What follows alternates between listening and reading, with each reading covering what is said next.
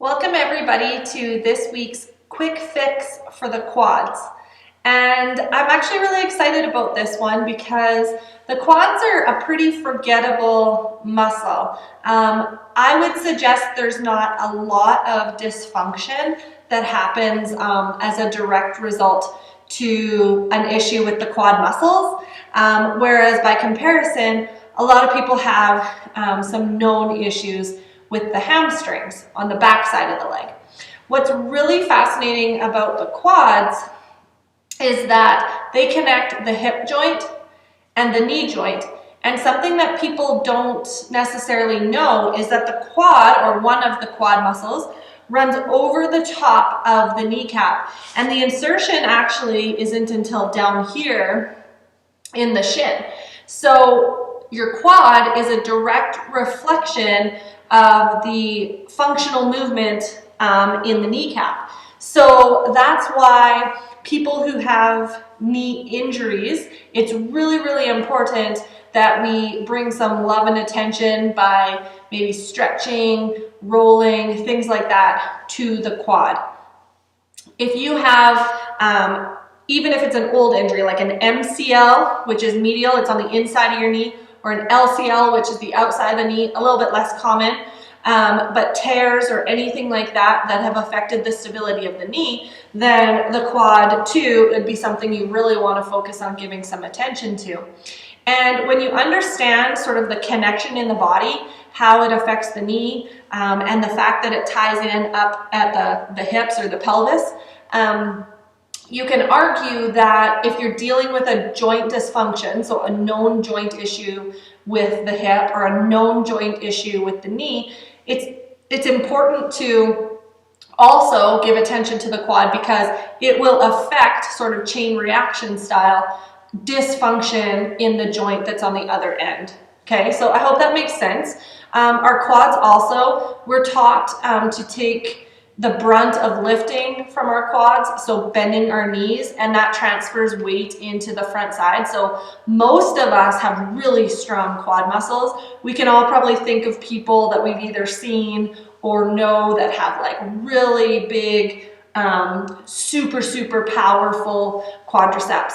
And so I would say strengthening them comes pretty naturally for most of us, but stretching them can be a different thing, especially if we have some type of a joint issue with either the hip or the knee. So enough about that. It's just kind of a fascinating part of the body, and I hope you enjoy as we go through this. One more little quick thing. There are some standing balance type poses that are fabulous when you're dealing with stretching the quad. So standing and doing like a heel towards the bum type of an idea, like a runner's stretch, or working into dancer pose if you're a little more proficient in yoga poses. Dancer pose is a great one. We naturally do a lot of things to bend the knee, and that helps to lengthen the quad downwards, right? But when people work into back bends, they're not necessarily being like show-offs or cheeky. What they're doing is lengthening where the quad attaches to the hip or the pelvis at the top. So a bent knee and working your body into a back bend is sort of the maximum or the end goal destination of where we're trying to get to stretch the quad. So I'm going to do most stuff kneeling or sitting or laying down, but just know that lots of balance stuff standing would be a good idea for you as well. So we're going to come right away onto hands and knees. And we're just going to do a quick little warm up here.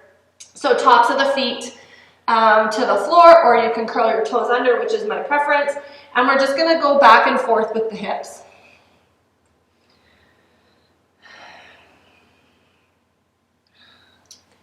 Just to bring a little warm up. And then we're going to shift the weight over to the side, and we're going to do the same thing in sort of a U shape. Going one direction, coming back and going the other.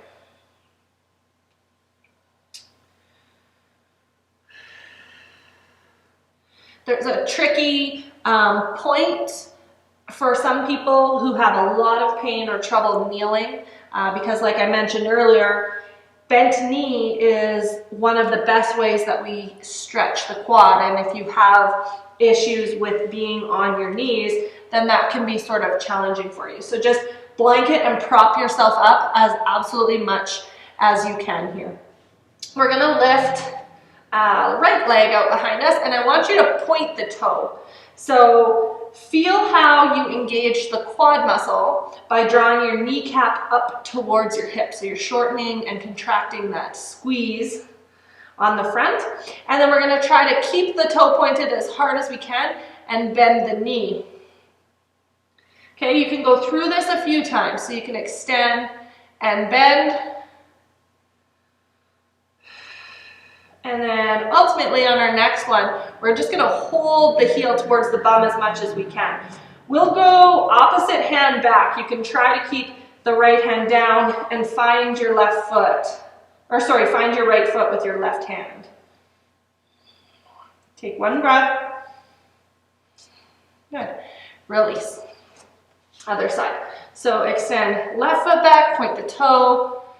Find the quad first and foremost, so squeeze with the thigh muscle. It's like you're drawing your kneecap up to meet your hip, and then bend your knee. You can extend and bend if that feels good for you. And then just try to squeeze and hold here. You can reach back and try to find your foot if that's accessible.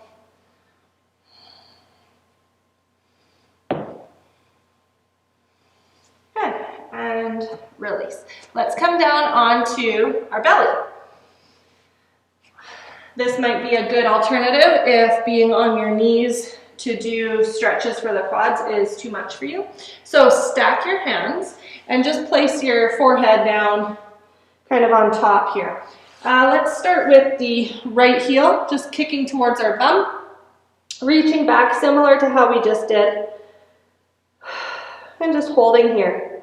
So remember what I said about how the quad is connected both over the knee and at the pelvis. So working yourself into a back bend where we can press the pelvis into the floor and lift our chest up and away could be more of a progression or a deeper stretch for you. So with that being said, if you can come up onto a forearm, you could be here as well. Try your best to encourage this right side of your hip to press towards the floor. Just take one more breath. Good. Release, gently extend. Good job. And then come back down if you were up with me. If you stayed down, that's fine. That's how I typically prompt this stretch in a class. Other side, so left heel is going to bend, or left knee is going to bend rather. If there's no way you can reach back, keep going with this dynamic stretching. So power of your mind, drawing the heel towards the bum. I will say for some people, when you get really deep into a quad stretch, you have to be mindful of a Charlie horse. It's happened to me as well. So practice breathing, practice working within your range of motion. Find that 5 or 6 out of 10. If you can come up onto a forearm, press the pelvis into the floor. This may be deeper.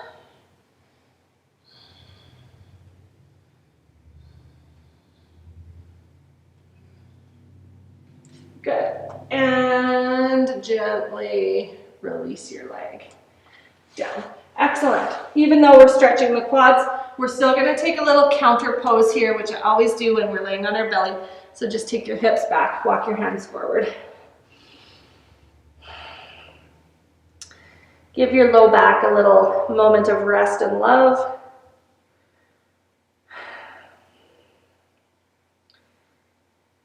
And then when you're ready, come forward. Okay, my friends, so we are going to work into variations. I say variations because everybody is going to be at a different level here. we're gonna work into variations of hero pose. So think about little kids watching TV or playing video games. Heels are wider than the bum, and we are kneeling. Grab yourself, if you don't already have one, definitely a rolled up blanket, and you might even need like books or something taller, because what we're gonna do is bring the floor to us, wherever that means that we're at. So start by taking your knees wide and your heels wide, and then place the towel or the blanket or stack of books between your ankles, okay? And then just start to sit down. I like to take this sort of fleshy part of the calf muscle and roll it open. It gives you more space in the knee joint itself, so it's a little more pleasing. And then sit back here and breathe. So my hips or my pelvis, where the quad connects at the top, is still at like a very happy spot, let's put it that way. I've worked enough, or I'm flexible enough, that I'm fine with this stretch down and over top of my knees. So now how I personally would deepen it, or how you would know you're ready to deepen it, is to just get yourself so you can sit right down. Okay, so sitting down, this is where we would add in extending or lengthening the quad from the top side, so walking the hands back. This is a scary descent for some people. My advice is to have your fingers forward, keep your shoulders really engaged, lift your chest. So you may want to practice being here, where you can have some strength through the shoulders and chest. And then over time, touching, I'll go this side first, touching your hand to your foot and just lowering yourself down one side at a time. See how you do here. Okay, so you can see quite clearly now, when we break it down, how this is lengthening my quad from the top. Further or full hero would be to lay down. I'm sort of halfway between this today. Laying down here is a little bit tough for my low back. I don't quite have the length. So elbows into the ground, pushing away similar to like bridge, just to take some pressure off of the lumbar.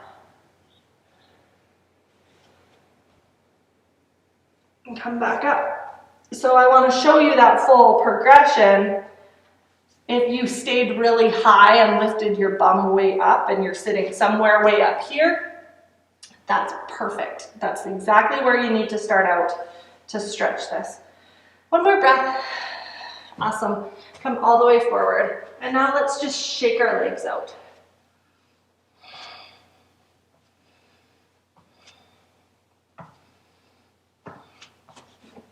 Okay, so that was quick, short and sweet, hopefully informative. It's one of those, like I say, kind of forgettable muscle groups, because most of us are strong and not experiencing a lot of like pain or anything really specific with the quad muscle. It's more to do with the connection of the joints. So when you understand how the quads connect, and if you have any questions, please ask. And you understand how they can manipulate, I guess, the joint, specifically the knees, then you can start to learn how it's really important that we get some length. Rolling is absolutely fantastic for the quads as well.